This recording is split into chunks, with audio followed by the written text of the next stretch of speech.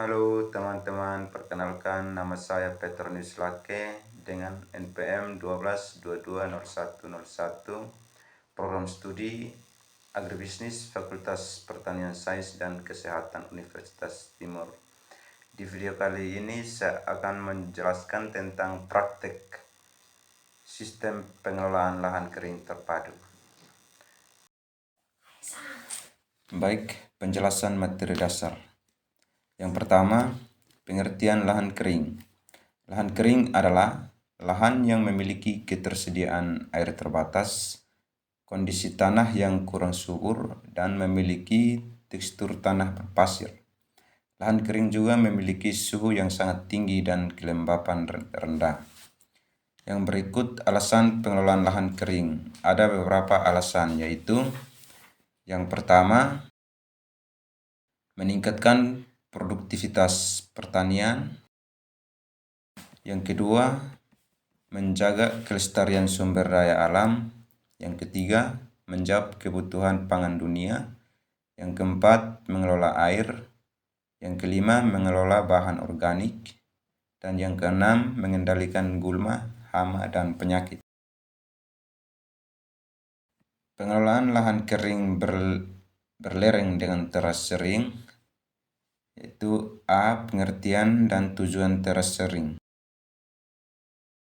Pengertian teras sering. Teras sering atau sengkedan merupakan metode konservasi dengan membuat teras-teras yang dilakukan untuk mengurangi panjang lereng, menahan air sehingga mengurangi kecepatan dan jumlah aliran permukaan, serta memperbesar peluang penyerapan air oleh tanah. Tujuan pembuatan teras sering adalah untuk mengurangi kecepatan aliran air dan meningkatkan resapan air. Dengan begitu, tanah pegunungan dan perbukitan yang miring jadi dapat digunakan sebagai lahan pertanian. Teras sering juga bisa menjadi cara mencegah tanah longsor. Tanaman apa yang digunakan?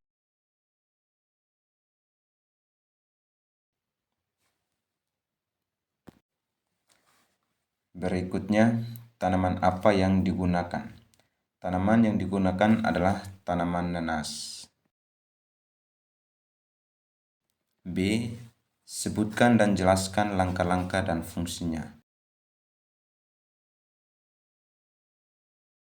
Pembuatan bingkai A. Yang pertama, siapkan 3 batang kayu dengan ukuran 1,5 meter. Yang kedua, tentukan ukuran bingkai A yang diinginkan. Yang ketiga, potong 2 sisi miring bingkai panjang 20 cm dan 1 potongan untuk bagian tengah 10 cm. Yang keempat, sambungkan 2 potongan miring di atas dengan bagian tengah untuk membentuk huruf A. Yang kelima, gunakan paku untuk menempelkan dan memperkuat sambungan pada bingkai A. Yang keenam, siapkan tali rafia dan batu berukuran kecil diikat pada bagian tengah bingkai A untuk menentukan titik koordinat. Pembuatan teras sering. Pembuatan teras sering atau sengkedan adalah metode konservasi tanah dan air yang dilakukan dengan membuat teras-teras di lereng. Berikut adalah langkah-langkah pembuatan teras sering, yaitu yang pertama, melihat jenis tanah. Yang kedua, membentuk struktur berundak-undak. Yang ketiga, membangun dinding-dindingnya. Yang keempat, memberikan pemisah antar petak. Yang berikut, menggali tanggul drainase. Dan yang terakhir, memilih tanaman yang tepat. Pembuatan mikroorganisme lokal. B. Pengertian. Mikroorganisme lokal adalah proses fermentasi bahan-bahan alami untuk menghasilkan cairan yang mengandung mikroorganisme. C. Manfaat pembuatan mikroorganisme. Ada beberapa manfaat mikroorganisme lokal, yaitu yang pertama, meningkatkan produktivitas tanah. Yang berikut, mengurangi penggunaan pupuk kimia. Yang ketiga, meningkatkan kualitas hasil panen. Yang keempat, mempercepat pengomposan bahan organik. Yang berikut, menambahkan nutrisi bagi tanaman. Dan yang terakhir, memperkaya keanekaragaman biota tanah. D. Cara pembuatan mikroorganisme lokal.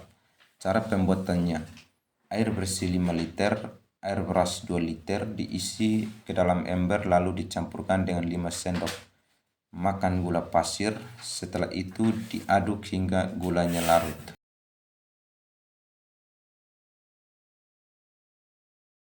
Pembuatan biochar. Pengertian biochar. Biochar adalah bahan padat kaya karbon hasil konversi dari limbah organik atau biomas pertanian melalui pembakaran tidak sempurna atau suplai oksigen terbatas. B. Manfaat biochar.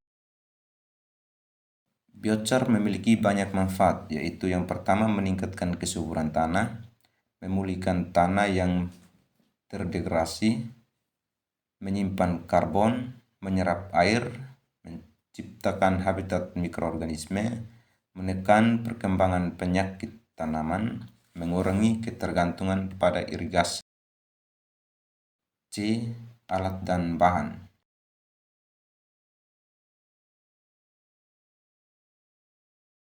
Alat dan bahan. Yang pertama yaitu alat. Alat yang disiapkan yaitu berupa corong, sekop, ember. Lalu bahan yaitu sekam padi. Langkah-langkah pembuatan pupuk biochar. Yang pertama, corong diletakkan secara vertikal atau tegak pada permukaan tanah yang datar.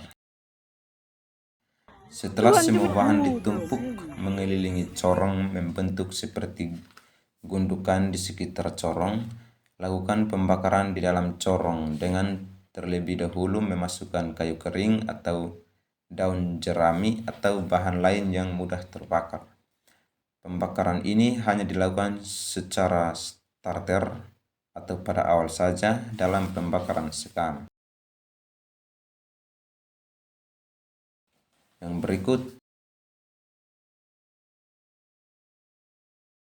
kontrol pembakaran sekam agar tidak terjadi nyala api di luar corong atau langsung menyala pada tumpukan sekam, sebab pembuatan arang ini merupakan proses pembakaran sempurna. Dalam proses ini hanya boleh terjadi di dalam corong.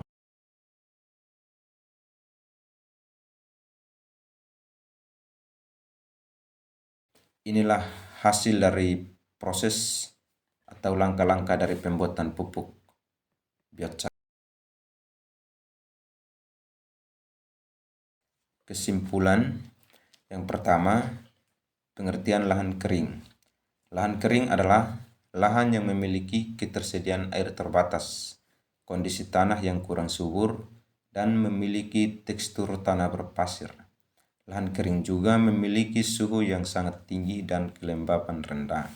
Yang kedua, terasering atau sengkedan merupakan metode konservasi dengan membuat teras-teras yang dilakukan untuk mengurangi panjang lereng, menahan air sehingga mengurangi kecepatan dan jumlah aliran permukaan serta memperbesar peluang penyerapan air oleh tanah.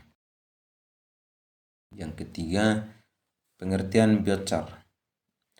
Biochar adalah bahan padat kaya karbon hasil konversi dari limbah organik atau biomas pertanian melalui pembakaran tidak sempurna atau suplai oksigen terbatas.